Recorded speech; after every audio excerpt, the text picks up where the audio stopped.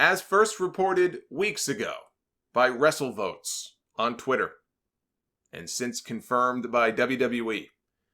Your new announced team for Monday Night Raw, I believe effective tomorrow night, will be Vic Joseph and Dio Maddin, who recently have been handling the announce duties with Aiden English on 205 Live. Dio is Brennan Williams. He has spent quite a while wrestling at the NXT Live events, played football before that, never did make his TV debut. He is now transitioned over to the announce role. The two of them will be joined at the booth by Jerry the King Lawler, back on Monday Night Raw. Lawler told the Memphis Commercial Appeal that he got a call from WWE on Tuesday morning. He got a call from Kevin Dunn, who told him, "I've got good news and I've got bad news." The bad news is that it requires Lawler to travel, which he hates doing. But the good news is that we want you back on Raw. And we want you back on Raw for however long you want to do it. So all these reports I see about how the Lawler move is only temporary, maybe that's how Vince McMahon and WWE are looking at it, but based on what Lawler said, he was told he's got the job as long as he wants it.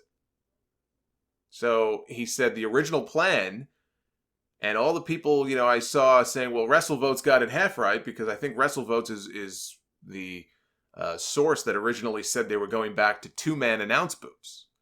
And obviously now that's not, at least on Raw, that's not the case. But Lawler himself in the story admitted that the original plan was that they were going to go back to a two-man booth. But once Paul Heyman made the call, he wanted to, Heyman was trying to think outside the box. It was Heyman's call to have Vic Joseph and Dio Maddin on Monday Night Raw. And Lawler said that once that call was made to have Joseph and Dio on Raw, Vince McMahon turned around and said, well, you can't throw these two new young guys on our flagship show just like that. Call King. And that's when Lawler got the call from Kevin Dunn. So, I guess in a roundabout way, we have Paul Heyman to thank for inadvertently depriving us of a two-man announce booth, at least on Monday Night Raw. I keep seeing, again, people saying that Lawler is just a temporary move, and Lawler is going to be in this role for as long as Lawler wants to be in this role for. Now, one interesting thing to note is that WWE had Mickie James doing commentary on Main Event last week with Vic Joseph and Dio Maddin. Mickie has been out since having surgery in July to repair a torn ACL. And if she had ACL surgery in July, she's still a ways off from coming back, if she comes back to the ring.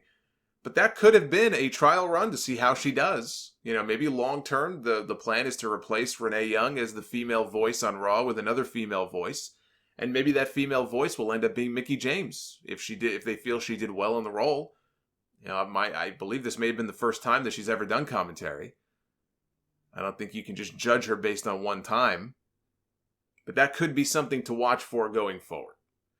Lawler, I can understand Vince McMahon's line of thinking that you've got two guys who are inexperienced being on the flagship show. And I question how much of a flagship Raw's going to be after this week once SmackDown goes to Fox.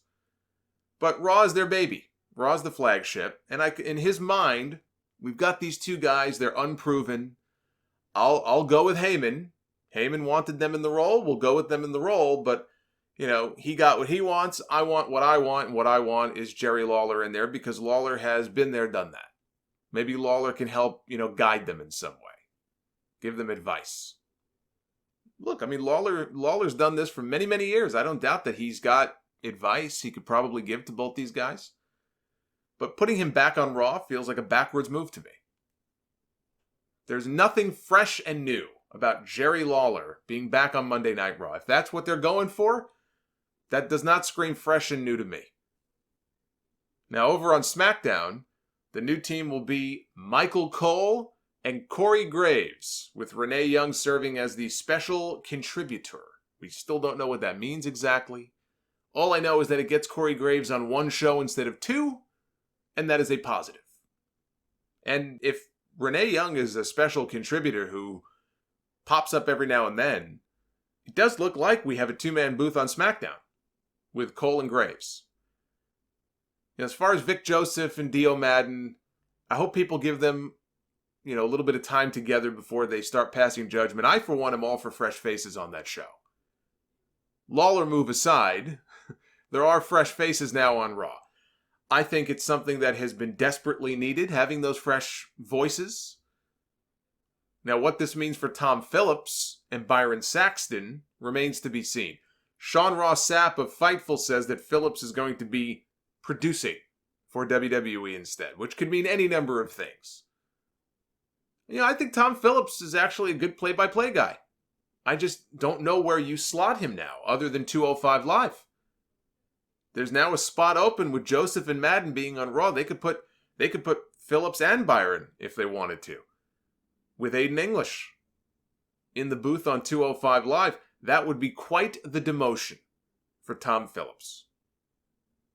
And PW Insider reports that John Hennigan has signed a deal to return to WWE. The former John Morrison will be John Morrison once more. No more Johnny Mundo. No more Johnny Impact.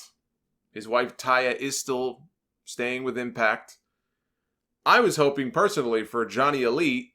I think he would have made for a better addition to the AEW roster. It's like, how long before he's doing parkour through the hallways, chasing after the 24/7 title?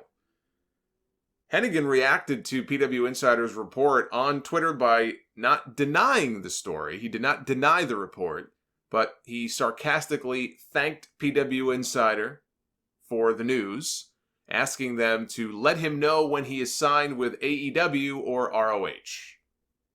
It's the old non-denial denial. See, it sounds to me like they didn't want the news getting out, and so he's doing what he can to act like it may not be true. But Mike Johnson says he confirmed it, and he's more accurate than not. If it was false, Hennigan would have said so, and he didn't. So I do believe it's true, and I do believe that he is on his way back. And we have a draft coming up right in about a week or two. Maybe that's the place. We have the Raw season premiere tomorrow night. He could be there. But it might actually make more sense for him to just pop up as a surprise during the draft. Get a nice reaction, and then they, put him on SmackDown or put him on Raw.